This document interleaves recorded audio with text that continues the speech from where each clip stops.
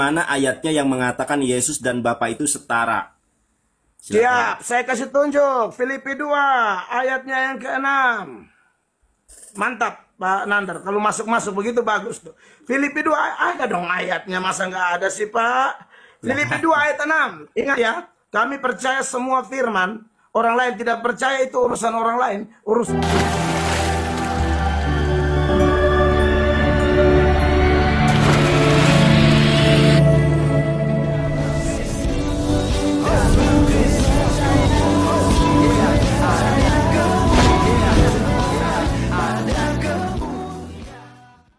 Bismil abil wal ibni wal ril kudus illahu wahid. Demi nama Bapa, Putra dan Roh Kudus Allah yang Esa.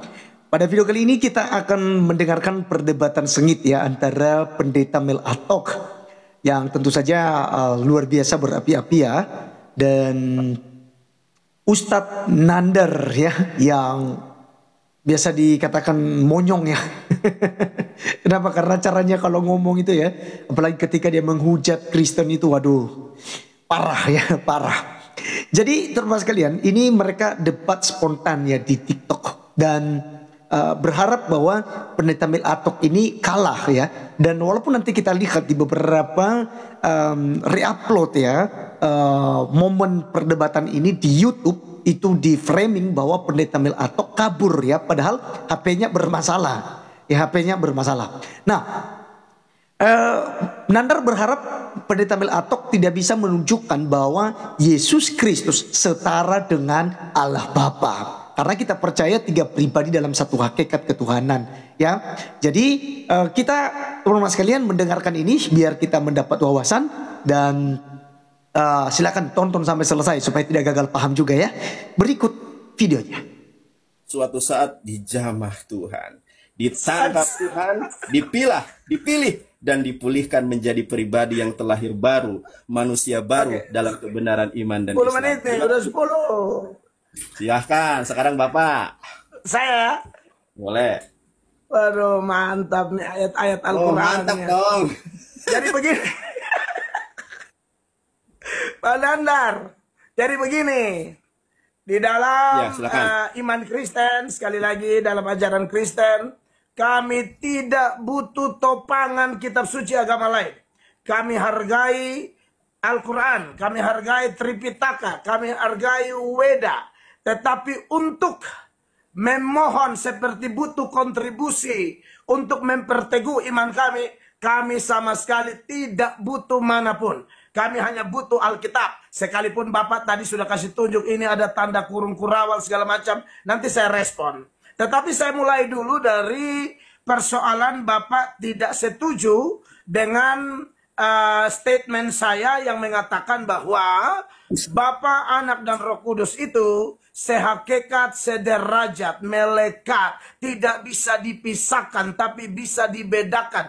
Tidak ada lebih kecil, tidak ada lebih besar, tidak ada lebih dahulu, tidak ada lebih kemudian. Yang saya soroti di situ sudah jelas bicara tentang natur kealahan. Karena dalam iman Kristen, kami percaya Bapa itu Allah, Roh Kudus itu Allah, Yesus itu Allah. Hanya masalahnya Yesus itu sebelum menjelma, Pak, sebelum menjelma pada hari Natal, Yesus itu Allah saja. Satu pribadi dengan satu natur.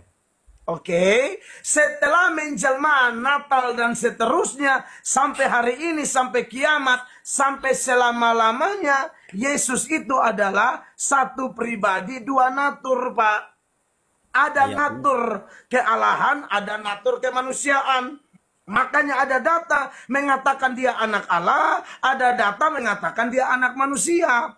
Dan ini pun sekali lagi hanya bisa dipahami oleh orang yang percaya Yesus. Karena kekristenan mempercayai bahwa iman mendahului pengertian, Pak. Bukan pengertian mendahului iman. Beriman, orang percaya Yesus dimeteraikan dengan Roh Kudus. Maka Roh Kudus yang akan membawa dia kepada pengertian demi pengertian. Kita tidak mengatakan statement ini untuk mematahkan semangat orang belajar, Pak. Kami semua belajar, tetapi kami mulai dengan mana? Beriman dulu. Beriman, baru Tuhan akan bantu kami ketika kami belajar Alkitab, kami dengar pemimpin-pemimpin rohani berkhotbah. Di situ kami mempercayai ada kuasa yang lebih dari sekedar upaya manusia untuk belajar, yaitu kuasa ilahi, kuasa Roh Kudus. Yang tadi Bapak bilang Nabi Muhammad itu bukan, itu roh. Itu pribadi ketiga dari Allah Tritunggal. Nah, ayat-ayat yang Bapak kutip, seperti Yesus berkata, Bapa lebih besar daripada aku diutus oleh Bapa. Atau biasa juga ayat lain, mungkin Bapak lupa, biasanya dikutip oleh polemikus Islam, yaitu Matius 24 ayat 36. Tentang hari dan saat itu, tidak seorang pun tahu, malaikat pun tidak, anak pun tidak. Itu sering dipakai, itu kuno, Pak. Itu bicara dalam konteks dia sebagai manusia, dalam naturnya sebagai Allah. Allah itu tidak bisa berhenti jadi Allah, Pak. Allah kalau berhenti jadi Allah, wah itu bukan Allah dong. Waktu Yesus menjelma menjadi manusia, kealahannya tidak hilang. Yesus menjelma menjadi manusia itu bukan seperti nasi jadi bubur, Pak. Kalau nasi jadi bubur, Pak bilang apa?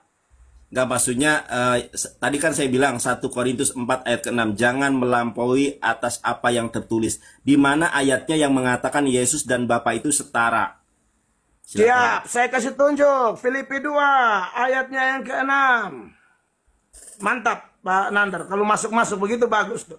Filipi 2 ada dong ayatnya, masa nggak ada sih Pak? Filipi 2 ayat 6. Ingat ya, kami percaya semua firman. Orang lain tidak percaya, itu urusan orang lain. Urusan kami kan kami percaya. Fondasi kami kitab suci. Ada tertulis, Pak. Yang walaupun dalam rupa Allah. Itu Yesus, Pak. Yang walaupun dalam rupa Allah. Oke. Dia ada dalam keadaan dia betul-betul dia Allah. Tidak menganggap kesetaraan dengan Allah. Kesetaraan dengan Allah itu sebagai milik yang harus dipertahankan, melainkan telah mengosongkan dirinya, ya, pakai kata kenoo atau kenosis, di mana Yesus itu berinisiatif, ya, tidak memakai kealahannya, sekalipun kealahannya tidak mungkin mati, karena Allah tidak mungkin mati, tapi Yesus mengosongkan dirinya, dia menambahkan kemanusiaan pada dirinya, kealahannya tidak mati, Pak. Jadi setiap data yang Bapak kutip, yang seolah-olah Yesus bilang, aku lebih kecil, aku tidak tahu, Yesus lapar, Yesus tidur, Yesus berdarah-darah, Yesus mati, itu semua kemanusiaan, Pak. Ya, jadi bukan tidak ada dalil, Pak, datanya jelas. Bahkan Ibrani pasal 1 ayat 9, Allah Bapa panggil Yesus Allah, Pak. Sudah pernah itu. Saya baca ya, Pak ya. Ya, Nandar tidak akui Yesus Allah. Di mana itu? Ibrani 1 ayat 8 dan 9. Coba dibaca. Ibrani 1. Iya. Saya yakin ini polemikus Islam banyak tidak tahu. Biar saya kasih tahu. Begini, Pak. Kalau Bapak tolak Yesus Allah, tidak ada masalah, nggak penting. Tapi Bapak di sorga, Allah Bapak mengakui anaknya itu Allah, Pak. Perhatikan ayatnya. Tetapi tentang anak di sini Allah besar Tuhan Yesus. Tetapi tentang Yesus, ia Bapa berkata, tahtamu ya Allah. Bapa panggil anak Allah. Tetap untuk seterusnya dan selamanya. Dan tongkat kerajaanmu adalah tongkat kebenaran. Ayat 9. Keadilan mu telah mengurapi engkau dan seterusnya. Ayat 10. Ini masih Bapak bicara tentang Yesus. Dan pada mulanya ya Tuhan. Bapak panggil Yesus Tuhan.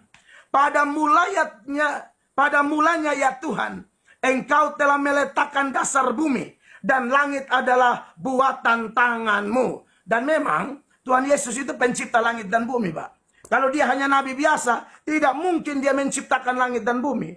Tidak ada satupun yang bisa jadi dari semua yang jadi, termasuk Pak Nandar sebenarnya. Tapi Pak Nandar tolak dia sih. Waktunya Pak. Waktunya Pak. Makanya lebih baik pakai mesh. Kenapa? Kelihatan waktunya Pak. Ini nggak berdampak apa-apa kalau mesh belum, itu Pak. Pak. Masih 3 menit. Belum. Makanya Masih 3 menit. Terima aja Pak. Diterima aja Masih biar 3 menit. kelihatan Masih, timernya. tunggu. Masih Ya, 3 menit. Saya jelaskan dulu. 3 menit. iya. Pak Nandar, dengar. Jadi Yesus itu pencipta, Pak. Yohanes 1 ayat 3 itu, ya senada dengan Ibrani pasal 1 ayat 8, 9, dan 10 itu. Dikatakan segala sesuatu dijadikan oleh Dia. Ya, dan tanpa Dia tidak ada suatu pun yang telah jadi dari segala yang telah dijadikan. Pak Nandar. Jadi Yesus itu Allah. Ya, Bapa dan Yesus itu tidak ada lebih kecil. Aduh, sorry Pak Nandar, ini handphone saya bermasalah ini. Sorry Pak Nandar. Aku belum nanggapi, Pak. Itulah Yesus Allah, baru Pak Nandar tolak nih. Aku belum nanggapi kok. Aduh. Pak Nandar, saya Ada orang yang mampu Ya, teman-teman sekalian, kalian memperhatikan ya, di sesi video terakhir dari penjelasan Pendeta Melatok, dia katakan bahwasanya HP-nya bermasalah. Ya, mungkin panas karena memang HP lama katanya ya. Jadi teman-teman sekalian, di sini tidak ada istilah kalah dan menang sebenarnya, tapi akan di-framing oleh mereka, dan kita bisa lakukan seperti itu. Seperti judul juga tadi yang saya buat, kita bisa lakukan demikian. Tapi lihat isinya, dan teman-teman bisa membuktikan, bisa menilai siapa yang di sini KO. Siapa di sini dalam percakapan ini yang kemudian itu suka memotong-motong, suka memframing begitu ya. Ya otomatis sinandar bro, ya sinandar. Nah jadi teman-teman sekalian, kita bersyukur ya adanya pendeta-pendeta yang memang mulai terjun ya dalam project ya. Karena harus begitu, harus. Saya secara pribadi menganjurkan buat teman-teman pendeta ya itu harus yang berupload gitu, karena memang ini udah saatnya gitu untuk meluruskan setiap ajaran-ajaran yang tentu saja tidak sesuai dengan kebenaran firman Tuhan. Nah oleh karenanya teman-teman sekalian, biarlah perdebatan mereka ini boleh menjadi berkat buat kita, menambah wawasan bagi kita. Sekiranya kita tetap teguh dalam iman percaya kita kepada Tuhan Yesus Kristus. Sampai ketemu di video berikutnya. Tuhan Yesus memberkati kita semua. Salam.